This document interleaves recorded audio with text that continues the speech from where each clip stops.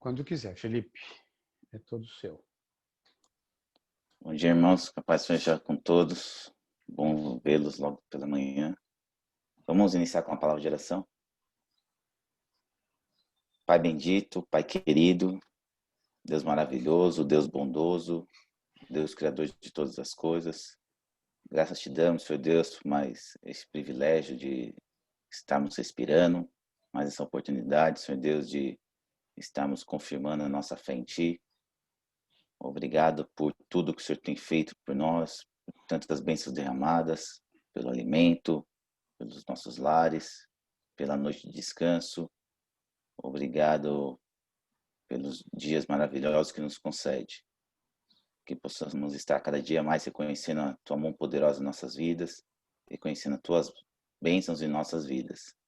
Graças te damos, Senhor Deus, porque somos dependentes de Ti e que possamos estar cada vez mais e mais dependentes da Tua orientação, da Tua bondade, da Tua misericórdia, Senhor Deus. Senhor Deus, nos abençoe neste período de adoração, que possamos estar sempre entregando o melhor de nós a Ti, que possamos estar Te levando um bom louvor, que possamos estar aprendendo mais a Tua palavra, Senhor Deus, e que possamos estar cada vez mais animados e fortalecidos para levar a Tua palavra a todos que necessitam. Obrigado porque temos essa oportunidade de estarmos nos alimentando diariamente, Senhor Deus, da Tua palavra, junto com os irmãos. Obrigado por tudo que o Senhor tem nos concedido durante esses últimos meses, Senhor Deus. Graças te damos por tudo e é isso que eu lhe peço e agradeço, no nome precioso do seu Filho Jesus Cristo. Amém.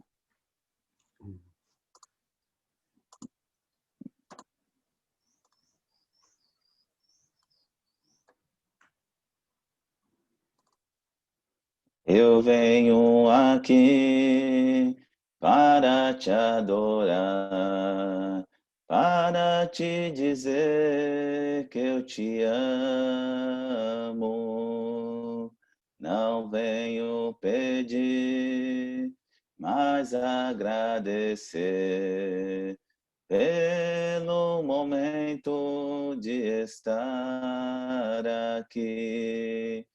Contemplar a tua formosura e aprender no teu templo, buscar o teu rosto, beijar a tua face.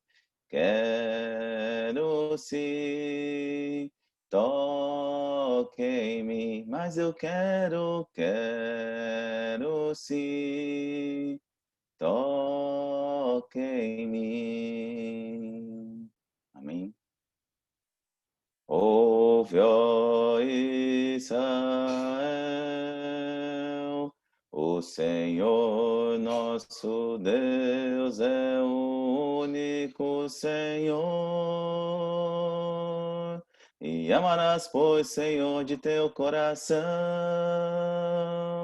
e amarás, pois, Senhor, de toda a tua alma, e amarás, pois, Senhor, de teu entendimento, e amarás, pois, Senhor, de toda a tua força. Ouve, ó Israel,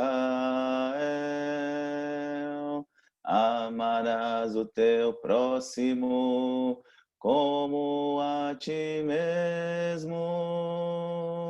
E amarás, pois, Senhor, de teu coração. E amarás, pois, Senhor, de toda a tua alma. E amarás, pois, Senhor, de teu entendimento. E amarás, pois, Senhor, de toda a tua força. Ouve, ó Israel. Amém.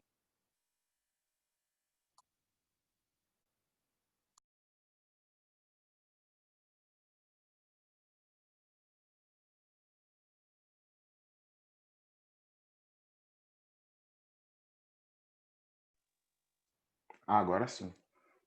Tava aparecendo aqui que o host não estava permitindo abrir os microfones. Já permiti. Beleza, deixa eu só colocar minhas coisinhas aqui em ordem para a gente começar. Vamos fazer uma oração para iniciar nosso estudo dessa manhã.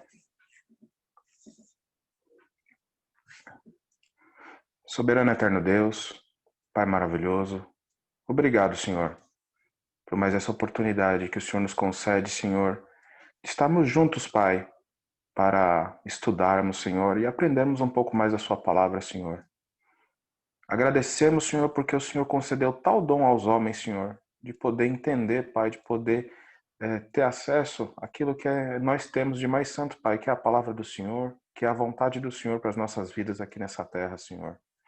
Agradecemos, Senhor, pelo Senhor usar coisas tão frágeis, vamos dizer assim, como o ser humano, Senhor. Pecadores, Pai, tão dependentes, mas mesmo assim o Senhor nos usa, Pai. O Senhor nos abençoa com a sua palavra, o Senhor nos abençoa com a igreja, Senhor.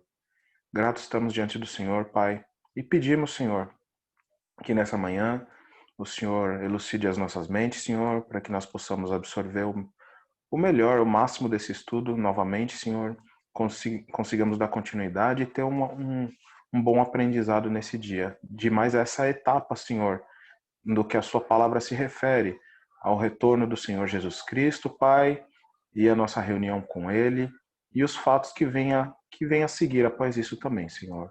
No nome santo de Jesus que nós pedimos e agradecemos. Amém. Deixa eu abrir meu Zoom aqui, compartilhar a tela.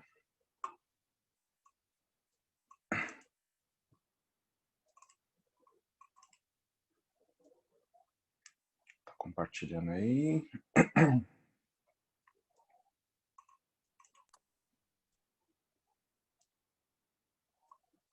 Vamos, slide. Bom, irmãos, então na última aula nós vimos, né,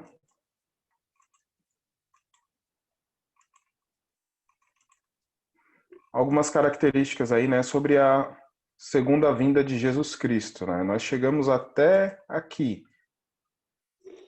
Vimos aí que a vinda do Senhor será de uma forma inesperada, né, mas também que será visível. E hoje nós vamos passar para mais um passo, né? O motivo. E mais um ainda, acho que além desse, que acho que vai dar tempo, sim, tranquilamente. Hoje nós vamos falar um pouquinho sobre o motivo, né, da vinda de Jesus Cristo. Uma coisa que muitas pessoas confundem, até mesmo irmãos idôneos, que a gente vê por aí, é o que? Eles confundem as passagens, o tratar simbólico do Apocalipse com o que os apóstolos eles deixam nas epístolas. Porque se nós formos ver, é exatamente alguns aspectos que nós vamos ver hoje, o que? Todas as vezes que os apóstolos tratam, eles falam da vinda de Jesus Cristo, eles falam justamente em um caráter já de julgamento da vinda dele.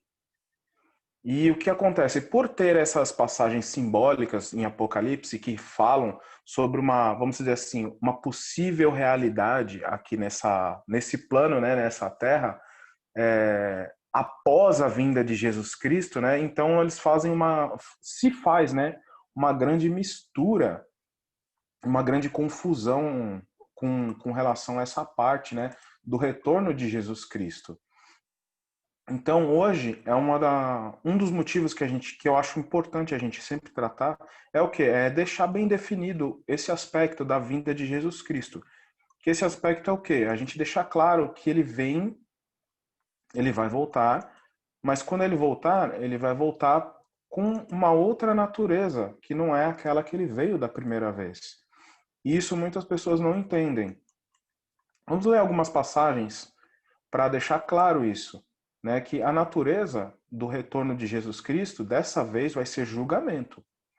Muitas pessoas pensam que Jesus Cristo ele vai abrir uma nova possibilidade, de que ele vai ele vai buscar, vamos dizer assim, ele vai buscar a sua igreja e após isso ainda aqueles que ficarem aqui vão se lamentar e tudo, e depois daquele lamento vão passar um período aqui muito triste, muito tenso, né, até mesmo de morte e perseguição, e após isso ainda eles vão ter uma chance de se arrepender ao Senhor Jesus Cristo e se converter, né? Mas nós vemos que não é bem isso que a Bíblia nos deixa claro, que mostra para nós. Ó, esse versículo aqui, poucas pessoas até leem, né? Porque algumas pessoas consideram ele um pouco pesado, né?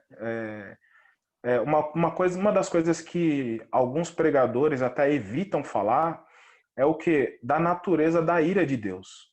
Porque a palavra diz que Deus ele é um Deus que ele se ira também todos os dias. E algumas pessoas evitam falar porque parece, vamos dizer assim, entre aspas, aí um Deus mau. Né? Mas Deus também é justiça, Deus também se ira contra o pecado todos os dias. E essa é uma passagem que deixa bem clara como que Deus vai executar isso também através de Jesus Cristo já na sua vinda. Em 2 Tessalonicenses, capítulo 1, versos 7 a 10, diz o seguinte: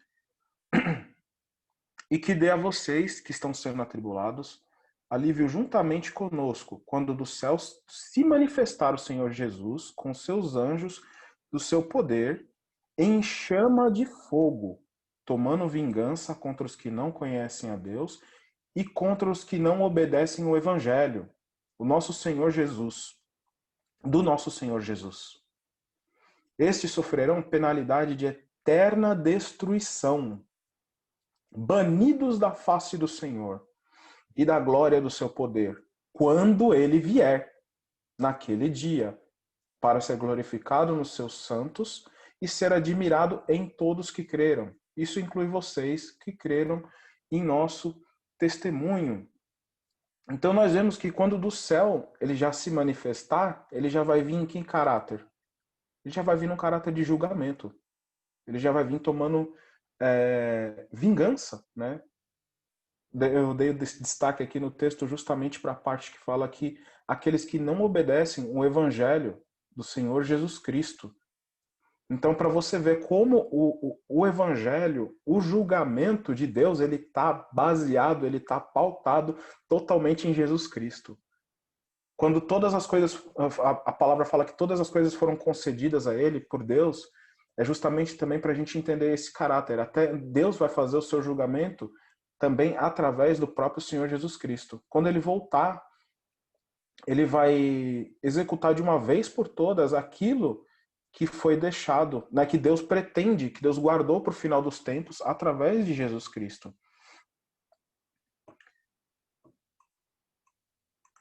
Passa para o próximo versículo.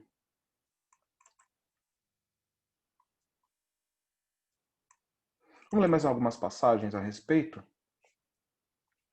Eu vou ler algumas, né, rapidamente para a gente economizar um pouquinho de tempo, mas eu vou pedir para alguns irmãos aí fazer algumas leituras mais para frente. Fique esperto aí com a Bíblia na mão, viu, irmão? Então, Mateus 24, do 37 a 39, diz o seguinte: Pois assim como foi nos dias de Noé, assim também será a vinda do Filho do Homem. Pois assim como nos dias anteriores ao dilúvio, comiam e bebiam, casavam e davam-se em casamento até o dia em que Noé entrou na arca. E não o perceberam até que veio o dilúvio e os levou a todos. Assim será também a vinda do Filho do Homem. 1 Tessalonicenses 5, 2 e 3. Porque vocês sabem perfeitamente que o dia do Senhor vem como ladrão à noite. Quando andarem dizendo paz e segurança, eis que lhes sobrevirá repentina destruição, como vem as dores de parto à mulher, que está para dar à luz. E de modo nenhum escaparão. Diante de Deus e de Cristo Jesus, que há de julgar vivos e mortos pela sua manifestação e pelo seu reino. Então, ou seja, o que nós vemos aqui? Ele vai, quando ele voltar, né, ele faz um paralelo perfeito ali com Noé. Por quê? Porque quando veio o dilúvio, ele veio exatamente já num caráter ali de julgamento, vamos dizer assim, para a humanidade. Ele já baniu a humanidade, toda a carne foi banida da face da terra, exceto aquelas que Deus poupou. Então, e a Bíblia fala que o Senhor Jesus Cristo, além da vinda dele ser dessa maneira repentina, como um ladrão, mas também ele faz esse paralelo de caráter de julgamento também. Esse é um detalhe que a gente tem que parar para se atentar no versículo também. Não é só simplesmente de que o dilúvio ele foi uma coisa repentina. Não. Ele também foi num caráter de julgamento para a humanidade. E é da mesma forma que a Bíblia faz essa alusão perfeita com a vinda de Jesus Cristo. Então a gente vê que é grave, né? E ninguém poderia prever. Ninguém poderia prever. Ninguém vai prever, aliás. E as pessoas vão estar vivendo como dias normais. Dias de festa, comendo, bebendo, se dando em casamento, como a própria palavra fala, né? Como se Jesus nunca fosse voltar para cumprir a sua promessa, né? Então, todos esses textos que nós vimos até agora, eles apontam que o retorno de Cristo, ele vai trazer dor também. Ele vai trazer destruição e não vai haver escapatória para ninguém. E os textos também falam o quê? Pela manifestação da sua vinda. Ou seja, no momento que ele vem com os seus anjos, a Bíblia já deixa claro que todas essas coisas vão se dar.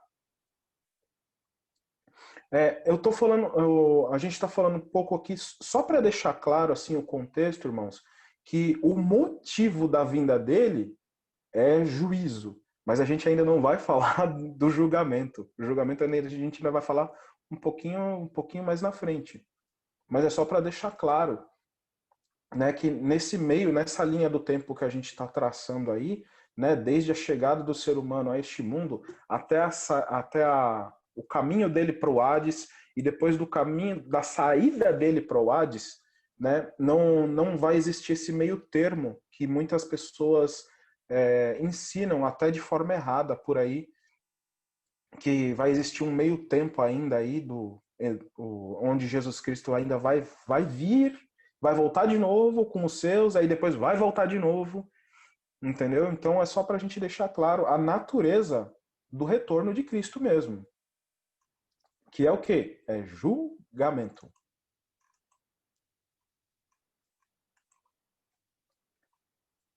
Então, deixando claro que a natureza de Cristo, do retorno de Cristo, é julgamento, então aí agora a gente pode passar para mais um outro passo, mais um outro ponto aqui para a gente entender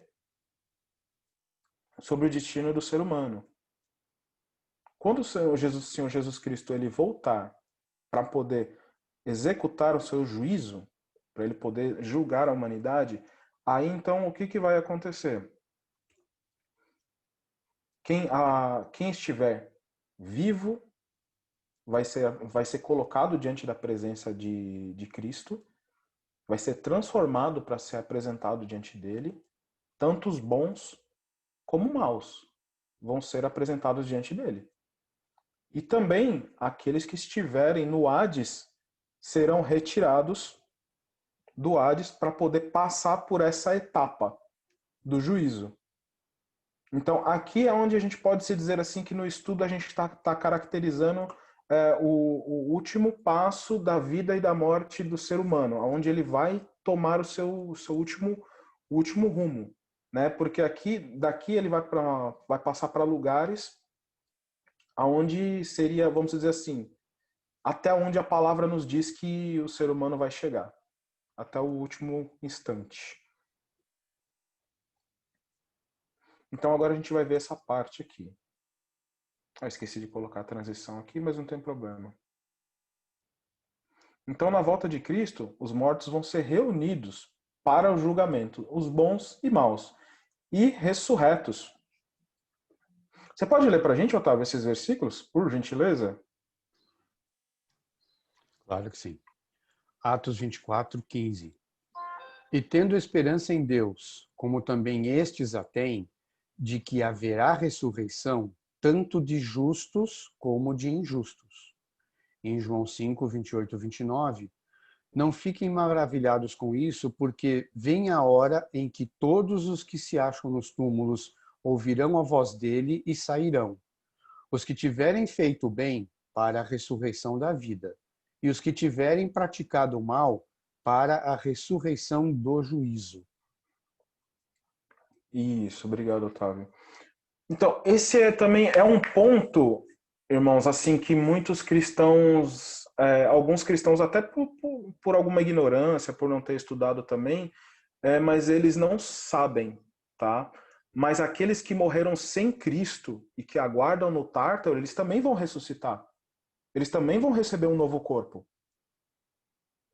para passar pelo julgamento. Receber a ressurreição e um novo corpo não é uma exclusividade dos santos, não é uma exclusividade dos cristãos. No entanto, a natureza dessa ressurreição vai ser totalmente diferente. Mas a palavra aqui, ela deixa claro para a gente o quê? Sim, haverá ressurreição tanto de justos como de injustos. E também a palavra diz que todos ouvirão a voz dele e sairão dos seus túmulos. Ou seja, quando o Senhor Jesus Cristo vier para juízo, todos vão ouvir, todos vão ver. E todos vão saber quem é que está chamando, quem é que está convocando para o juízo, para o julgamento. Então, a gente pode ver claramente aqui que todo mundo vai receber a ressurreição e um novo corpo. No entanto, as suas naturezas são totalmente diferentes. A gente vai ver alguns aspectos aqui. A Bíblia ela não fala muitos aspectos da natureza da ressurreição de quem vai vir para a condenação. Ela só fala que eles vão ressuscitar, sim, para o juízo. Mas a Bíblia também ela dá bons aspectos para a gente da ressurreição dos santos, que é o que mais importa para Deus, no caso, e para a gente, né?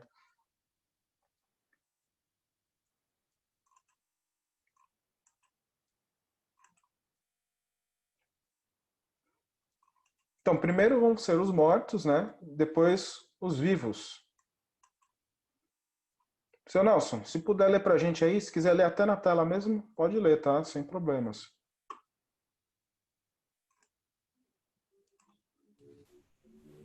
Estão ouvindo? Sim, claro.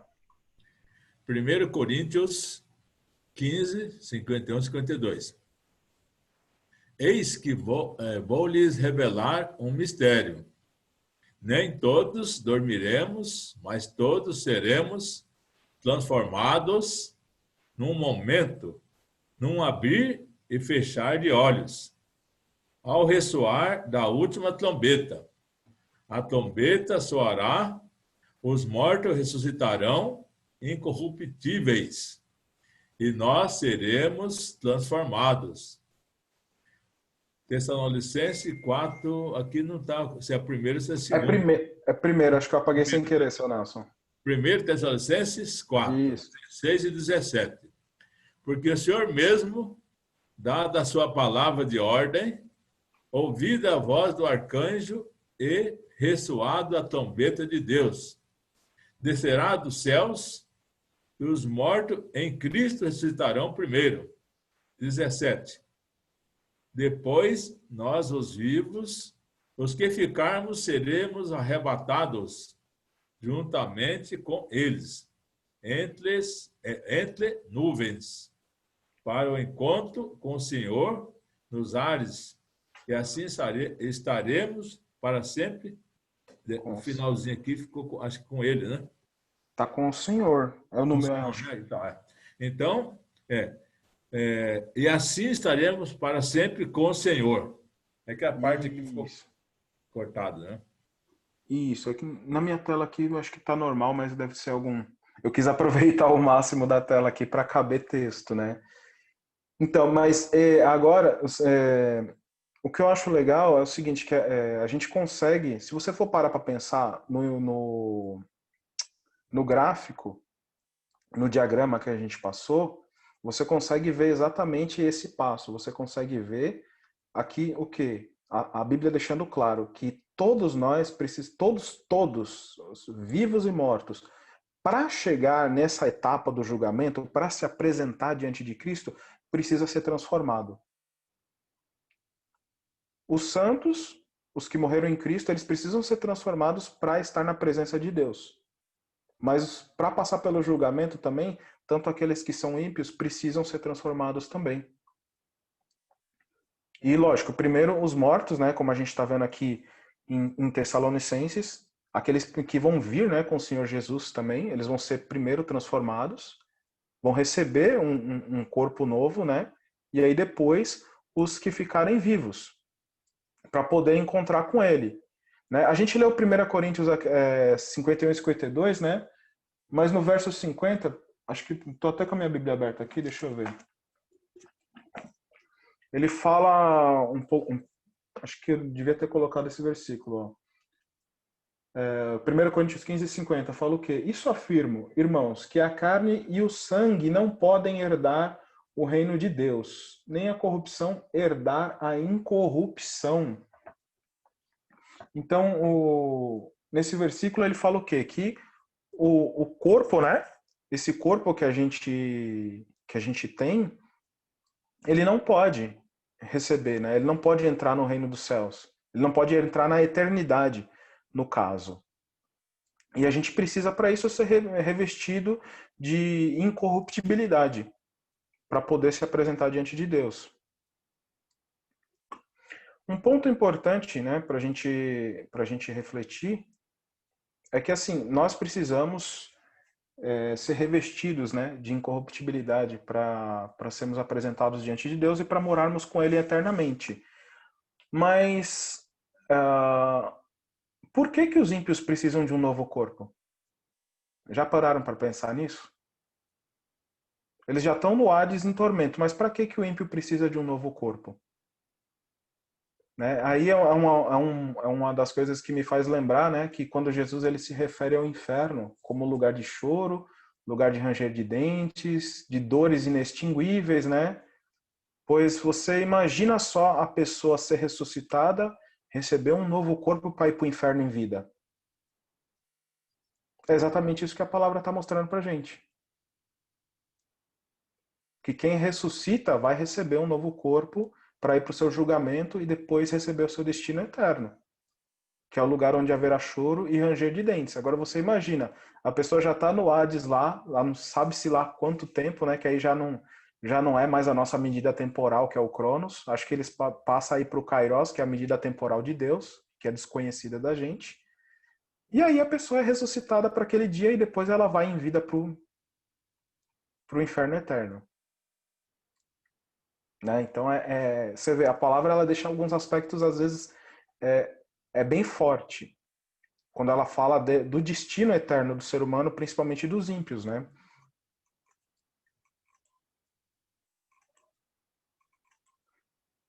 Eu vou ver se eu já consigo terminar já, Otávio. Ó, os cristãos eles vão receber um corpo glorificado semelhante ao de Jesus. Isso também é um outro ponto aí que muitos cristãos não se atentam, né? Ou às vezes alguns até são um pouco céticos, né?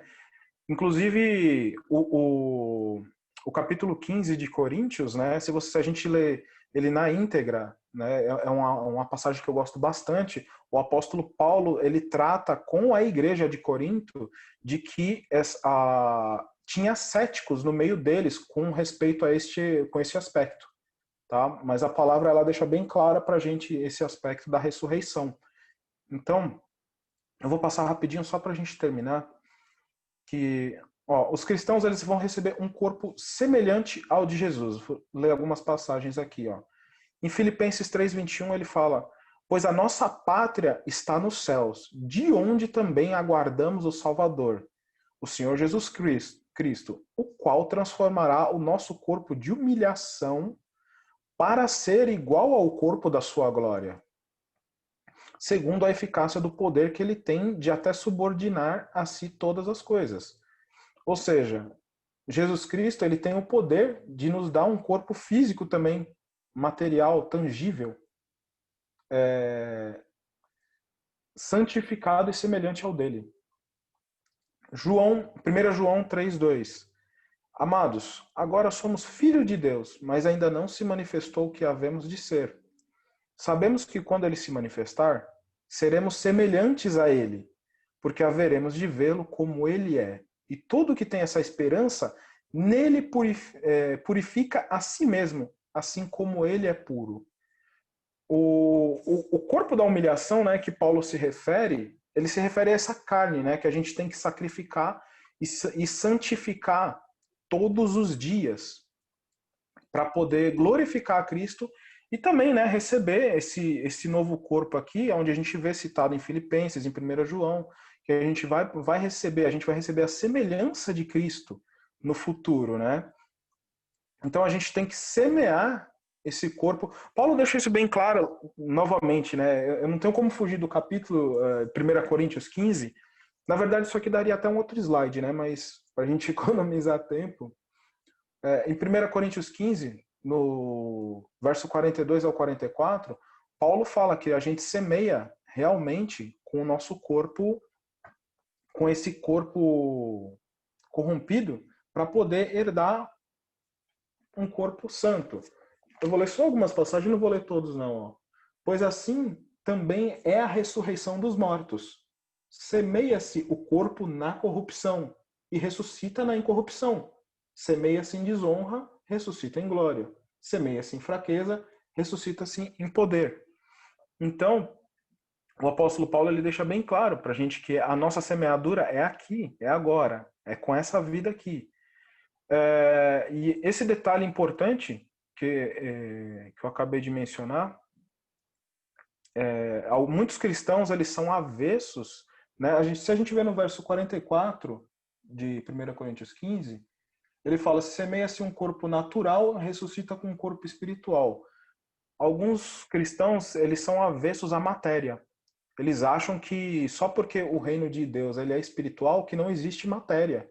E que a nossa ressurreição é algo, por ser de natureza espiritual, não tem matéria, não é físico, não é tangível.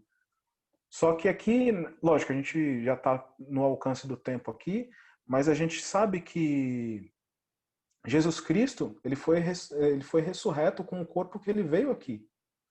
E ele foi para os céus e ele se assentou à direita de Deus exatamente com este corpo. Físico, tangível. Então, nós como cristãos, a gente não tem que ser avesso a essa ideia de que um dia a gente vai receber um corpo que é de natureza física, material, para poder habitar com Deus na eternidade.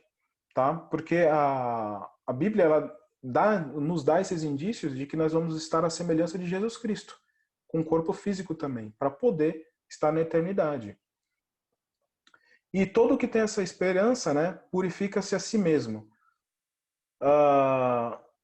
Irmãos, purifica-se a si mesmo por quê? Pelo desejo ardente que o cristão genuíno ele tem da redenção, né, desse corpo que a gente carrega aqui, que é marcado pelo pecado, que é marcado pela doença, que é marcado, sabe, pelas coisas que muitas vezes nos entristecem por nos afastar de Deus. O desejo do cristão é estar com Cristo. Como Paulo falou lá em 2 Coríntios 5, 4 e 5, ele fala o seguinte: nós, os que estamos neste tabernáculo, gememos angustiados.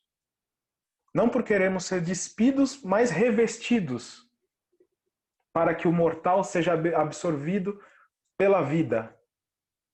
Né? Então, eu me empolgo um pouco quando eu falo disso, irmãos, porque essa é uma das minhas partes preferidas do que a Bíblia promete para nós. Ela promete para nós o quê? Porque nesse corpo imortal que a palavra oferece para a gente, fala que nós vamos receber, o principal aspecto dele não é que a gente vai ser imortal. O principal aspecto dele não é que a gente não vai ficar mais doente. O principal aspecto dele é que nós não vamos mais ser alcançados pelo pecado. É aí onde o apóstolo Paulo ele pega em 1 Coríntios 15 e ele dá aquela fechada com chave de ouro e ele fala que aí sim a morte vai ser conquistada de uma vez por todas, vai ser a vitória final do Senhor Jesus Cristo. Por quê? Porque a morte foi conquistada de uma vez por todas e o pecado não vai poder mais alcançar a gente. A gente não vai correr mais o risco de ser separado de Deus daqui para a eternidade. Essa é uma das coisas mais belas que eu posso contemplar no Evangelho em toda a minha vida. E eu me empolgo muito falando desse assunto. Eu peço até perdão aí, Otávio, que a gente já passou do tempo, né? Mas só para deixar claro aqui, né, que a gente terminou, né, essa parte desse estudo falando o quê? Que a natureza, né, da vinda de Jesus Cristo vai ser o seu julgamento. E aí então os vivos e mortos serão ressuscitados, serão transformados para se apresentar diante do julgamento, né? E aí então, com todos reunidos diante dele, aí então ele está pronto para fazer a sua separação, fazer o seu julgamento, que é o que a gente vai ver nas próximas aulas. E é isso aí, encerramos aqui hoje. Marquem, eu vou estender um pouco, já que você está comentando do tempo. Eu gostaria de ler o 1 Coríntios 15, do 54 até o final, eu vou ler rapidinho. Mas quando isto que é corruptível se revestir da incorruptibilidade, e isto que é mortal se revestir da imortalidade, então se cumprirá a palavra que está escrita: tragada foi a morte na vitória. Onde está, ó morte, a tua vitória? Onde está, ó cova, o teu aguilhão? O aguilhão da morte é o pecado e a força do pecado é a lei. Mas graças a Deus que nos dá a vitória por intermédio de nosso Jesus Cristo. Portanto, meus amados irmãos, sede firmes e constantes, sempre abundantes na obra do Senhor, sabendo que o vosso trabalho não é vão no Senhor. Isso é evangelho. Só queria fechar com isso, com os final de leitura. Isso é evangelho. Isso é beleza do evangelho pra Não gente. é? Isso, irmãos, eu me arrepio, sem brincadeira, me emociona, porque você vê a conquista final de Jesus Cristo. E é justamente esse ponto. A morte ser conquistada e a gente nunca mais poder ser separado de Deus. Essa é a obra final, assim, a vitória final, que a gente pode pegar, abraçar e crer com toda a fé que a gente pode ter no coração. Que isso aqui, aquele que prometeu é fiel para cumprir. Que Deus seja louvado, irmãos. Amém. Obrigado, Otávio, pela finalização aí. Amém. Quando quiser, Felipe.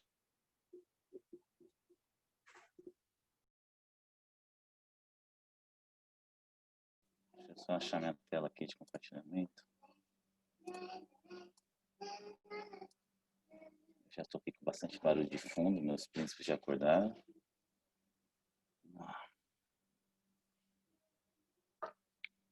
Quando Cristo sua trombeta lá do céu manda tocar, quando o dia muito glorioso lá romper, e aos remidos desta terra meu Jesus se incorporar, e fizesse então chamada, lá estarei. Quando se fizer chamada, quando se fizer chamada, quando se fizer chamada, quando se fizer chamada, lá estarei. Neste tão glorioso dia, quando o salvo ressurgir, e da glória de Jesus participar. Quando os crentes ressurgidos atingirem o porvir, e fizessem então chamada, lá estarei. Quando se fizer chamada, quando se fizer chamada, quando se fizer chamada, quando se fizer chamada, lá estarei. Lhe darei então para Cristo até o dia terminar, falarei do seu amor por nós aqui. Quando, pois, findar a vida e o labor aqui cessar, e fizesse então chamada, lá estarei.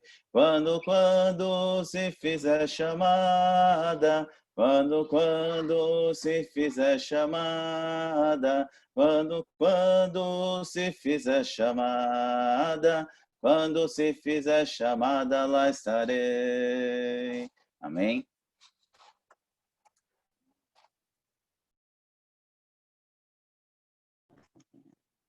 Vamos orar.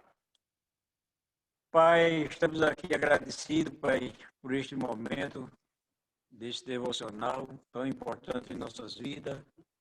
Queremos te agradecer, Pai, por essa mensagem tão linda que o jovem trouxe. Sabemos, ó Pai, que temos que estar sempre preparados para o dia da vida de Cristo, Pai. Para quando ele vir, não nos pegar de caça curta.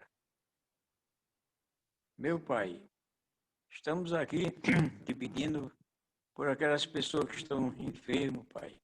Que o Senhor cuide deles, ó Pai. Cuide dos médicos, põe sua mão sobre o médico para que eles cada dia salve mais alguém através do Senhor. Te pedimos, ó Pai, pelos nossos filhos, nossos netos, nossas filhas, nossos genros, nossa nora, que o Senhor esteja com cada um deles, ó Pai.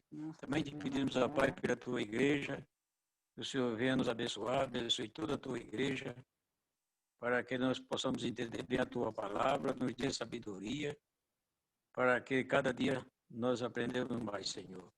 E não, quando o Senhor voltar, nós esteja preparado, Pai. Nós te agradecemos pelo crescimento desse jovem na tua igreja.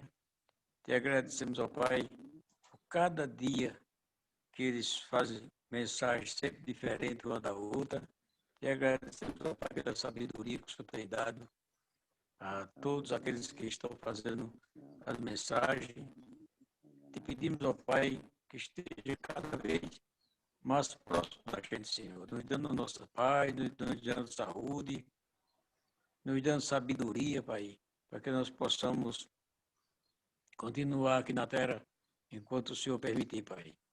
Nós agradecemos a oportunidade que o Senhor nos dá de viver aqui, de poder participar desse evento e te pedimos, ó Pai, esteja sempre conosco, Pai, nos ajudando, nos guiando, nos orientando, para que nós não desviamos do teu caminho, Senhor. Nós te pedimos e te agradecemos por tudo, em nome de Jesus, teu Filho. Amém, Senhor.